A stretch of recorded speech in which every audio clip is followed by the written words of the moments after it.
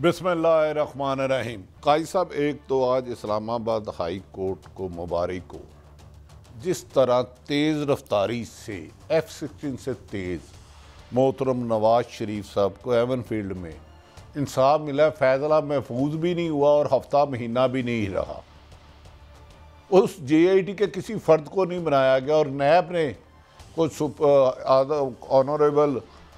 High court نے پوچھا کہ آپ نوٹ لے رہے ہیں، انہوں نے کہا ہاں لے رہے ہیں، انہوں نے کہا آپ کے پاس تو پینسل نہیں تھی۔ اتنا سپیڈی انصاف جس دن مل جائے تو پاکستان جنت ہو جائے گا۔ دوسری بات میں آپ کو پھر کہہ رہا ہوں،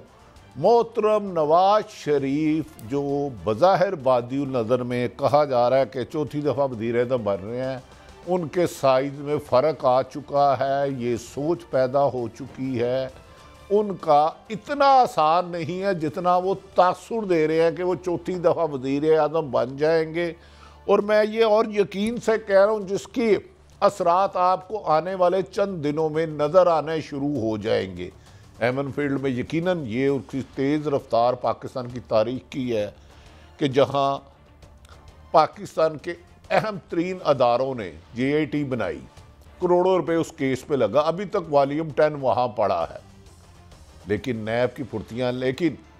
نواز شریف کے لیے وزارت عظمیٰ کا راستہ صاف نہیں ہو رہا، بے پناہ رکاوٹیں ہیں، اور سب سے بڑی رکاوٹ تحریک انصاف کا ووٹر یعنی کہ پاکستان کی عوام ہے۔ یہ باتیں بہت زیادہ اب ہونے لگ پڑی ہیں کہ ان حالات میں چاہے جو مرضی بھی کر لے جائے، نون لیگ کو کامیابی دلانا بظاہر بہت ناممکن ہے۔ تو لہذا میرا خیال ہے جو انٹرا پارٹی الیکشن ہوا ہے اور اس پہ بظاہر گوہر صاحب چیئرمین ہوں گے یا کیئر ٹیکر چیئرمین ہوں گے، یہ اس کی ایک کڑی ہے۔ اس کے بعد دسمبر کے فرسٹ ویک میں اڈیالہ جیل میں بند ایک شخص چاروں صوبوں سے انتخابی مہم کے لیے حکمت عملی بنا چکے ہیں۔ ابھی تک تو پنجاب میں انہیں اجازت ہی نہیں ہے کسی بھی صوبے میں، لیکن میرا خیال ہے کہ محترم نواز شریف صاحب کو اتنا ہو سکتا ہے کہ ایون فیلڈ کے بعد العزیزیہ میں بھی کلین چٹ دے دی جائے، لیکن وزارت عظمیٰ تک پہنچنے کے لیے ان کے راستے بہت زیادہ دشوار ہے، سلپری ہے، بیچ میں دلدل بھی ہے اور دلدل میں گھسنے کا خطرہ بھی ہے۔ لیکن کل کیا ہوتا ہے یہ مجھے نہیں پتا، لیکن قاضی صاحب دل کے ارماں آنسوؤں میں بہہ گئے، ہم وفا کر کے بھی تنہا رہ گئے، یہ کوئی دل میں گنگنانا شروع ہو گیا۔ اچھا بٹی صاحب، یہ تو آپ نے ٹھیک کہا، اور جس طریقے سے سپیڈی انصاف ہو رہا ہے، اللہ کا شکر ہے وطن عزیز میں انصاف کا بول بالا ہوا۔ اب ہماری ریٹنگ جوڈیشل سسٹم کی انشاءاللہ تیزی سے واپس آئے گی، مجھے بڑا یقین ہے۔ تو لیکن یہ فرمائیے کہ جو بنیادی کوسچنز تھے وہ تو ایڈریس نہیں ہوئے، اور اب یہ سمجھیں کہ یہ جو منی ٹریل تھی اب اس کو ہم رہنے دیں۔ منی ٹریل تو اس کے بعد بھی ایک کیس ہوا تھا، میں اس کا ذکر نہیں کرنا چاہتا، تو منی ٹریل وغیرہ کچھ نہیں ہے۔ آپ ثابت کریں کہ پیسہ ال گاٹن تھا، ورنہ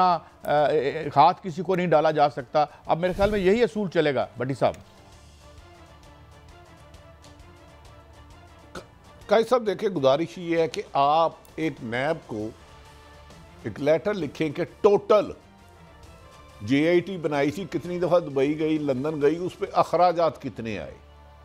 جتنی جلدی میں یہ کیس بری کیا گیا، اگر آپ کو یاد ہوگا کہ عمران خان صاحب کے جتنے بھی کیس ہیں فیصلہ محفوظ ہوتا 15 دن آتا نہیں۔ مجھے تو سمجھ نہیں آتی کہ اتنا سپیڈی ٹرائل میں مجھے بہت خوشی ہوئی ہے کہ ملک میں ایسے ہے۔ یہ تو ایسے فیصلہ ہوا ہے کہ جس کا فیصلہ مثال کا کوئی تعلق نہیں، ایک آدمی جاتا ہے اسے کرکٹ نہیں کھیلنی آتی، وہ نا فکس میچ کا عادی ہوتا ہے، سگریٹ پی رہا ہوتا ہے تو گراؤنڈ کے باہر کہتا ہے یار سگریٹ بجھنے نہ دینا، میں جا رہا ہوں۔ اس نے کہا کیوں؟ انہوں نے کہا یار سامنے نا بولر بڑا تگڑا، میں تو اس کی یہ گیند نہیں برداشت کر سکتا۔ تو جس طرح نیب پہلے فرینڈلی ایسے لگتا ہے آج کے بعد نیب کے وجود کو ختم کر دینا چاہیے۔ اربوں روپے لگانا، سپریم کورٹ کے 3 جج صاحبان سنتے ہیں، JIT سنتی ہے، اور اس طرح نیب آ کے جج صاحب پوچھ رہے ہیں آپ نوٹس لے رہے ہیں، وہ کہہ رہے ہیں ہاں لے رہا ہوں صاحب نیب کے صاحب، تو وہ کہہ رہے ہیں آپ کے پاس تو بال پوائنٹ ہی نہیں ہے۔ تو یہ میچ مجھے کچھ عجیب سا لگا ہے، اتنی سپیڈی انصاف میں کاش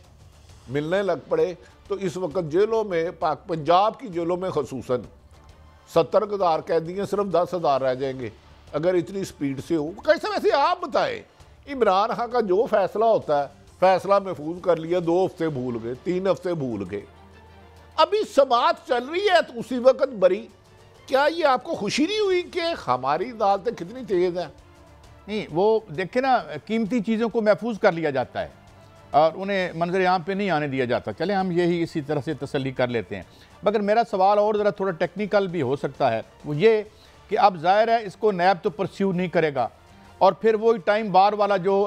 ہوا تھا کیس حدیبیہ میں، اس پہ ہم کمنٹ تو نہیں کر سکتے، مگر برسبیل تذکرہ تو آئندہ آنے والے دنوں میں یہ بھی ٹائم بار ہو جائے گا اور کھیل ختم ہو جائے گا۔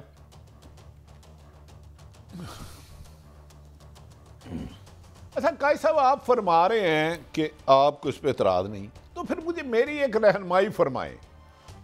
اگر ایون فیلڈ میں تھا ہی کچھ نہیں تو جن افسروں نے انویسٹیگیشن کی، کیوں نہ ان کی سیلری سے پیسہ لٹکوایا جائے، جتنا پیسہ لگا واپس لیا جائے، اور دوسرا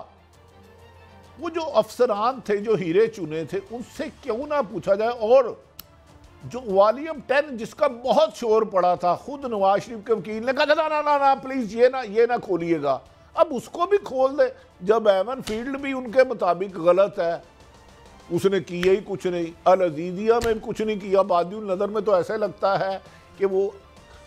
چائنا کی ٹرین سے تیز وہ بھی ختم ہو جائے گا، تو والیوم 10 کھلنے میں کیا نقصان ہے پھر مجھے بتائیں، جب انہوں نے ایک بندے نے کرپشن ہی نہیں کی۔ بٹی صاحب، اس ملک کے عوام کے آنکھوں کے سامنے والیوم 10 کھل چکا ہے۔ آج میں ایک آدمی کا کمنٹ ایک سروے میں سن رہا تھا، اس نے کہا تھا یار نظام اس طرح سے جو اس کے کپڑے کبھی نہیں اترے تھے، میں کسی کو کوٹ کر رہا ہوں، عام شہری کو، تو اس لیے چھوڑیں کون سا 10 کون سا 15 اور کون سا 16، 2-4 بندوں نے فیصلہ کرنا ہوتا ہے، ہو جاتا ہے، جو ہونا ہے وہ ہو جاتا ہے۔ مگر سوال ایک اور ہے، سوال تو بٹی صاحب یہ ہے کہ ہماری ایگزسٹنس کا سوال ہے، اور ایک آج بات میں نے ایک آرگیومنٹ سنا اور مجھے بڑا دلچسپ لگا، میں اس پہ آپ کا ٹیک چاہتا ہوں۔ میں سن رہا تھا سعد رسول جو ہمارے کولیگ ہیں اور وکیل بھی ہیں، تو انہوں نے ایک بڑی دلچسپ بات کہی، وہ کہہ رہے تھے کہ یار یہ واحد ملک ہے پاکستان کا کہ جو لوگ 1980 یا 85 میں اقتدار میں تھے، وزیر اعظم بھی تھے، وزیر اطلاعات بھی تھے، وزیر خزانہ بھی تھے، 2024 میں بھی وہی ہیں۔ یہ واحد معجزہ وطن عزیز میں ہو رہا ہے اگر ہوتا ہے، اور تو کیا اس کا مطلب یہ ہے کہ چند خاندانوں کے علاوہ 24 کروڑ لوگ سیاسی طور پر بانجھ ہیں، اس کے علاوہ ہمارے پاس اور کوئی حل نہیں ہے، اور شاید انہی کی وجہ سے ہم ایشین بلی سے ایشین ٹائیگر بن گئے ہیں؟ بٹی صاحب دیکھیں قاضی صاحب، یہ کچھ جو ایلیٹ لوگ ہیں، ایلیٹ اشرافیہ، انہوں نے اس ملک کو کیپچر کر لیا ہے۔ 22 کروڑ عوام اللہ معاف کرے وہ بانجھ بنا دی ہے کہ ان کے بچے پڑھ نہیں سکتے، ان کے بچے علاج نہیں کرا سکتے، ان کے بچوں کو روزگار نہیں ملے گی۔ چند خاندان ہیں جن کی طرف آپ اشارہ کریں، 81 میں 1981 80 دے ایک پلس کرو تے 81 بلی تیری ماسی، 1981 سے چل کے جو اقتدار میں 1923 بھی بادی النظر میں پیپلز پارٹی کے مطابق نگران حکومت تسلسل ہے پی ڈی ایم کا۔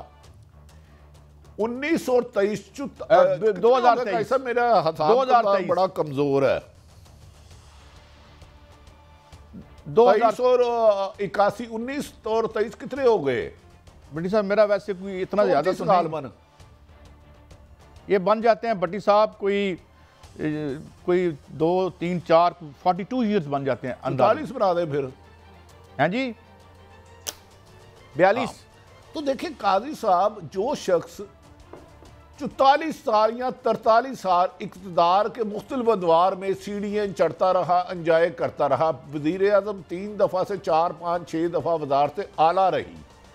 اگر وہ پچھلے 42 سال میں کوئی قابل ذکر ملک کو ترقی کے راستے پہ گامزن نہیں کر سکا، اکانومی نہیں چلا سکا،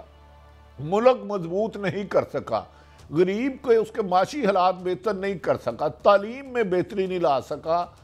وہ صحت میں بہتری نہیں لا سکا، وہ انصاف میں نہیں بہتری لا سکتا، مجھے اب یہ بتائیں چوتھی دفعہ کون سا اللہ دن کا چراغ وہ گھمائے گا اور پاکستان جو 76 سال سے کرائسس ہے اس میں سے نکل جائے گا؟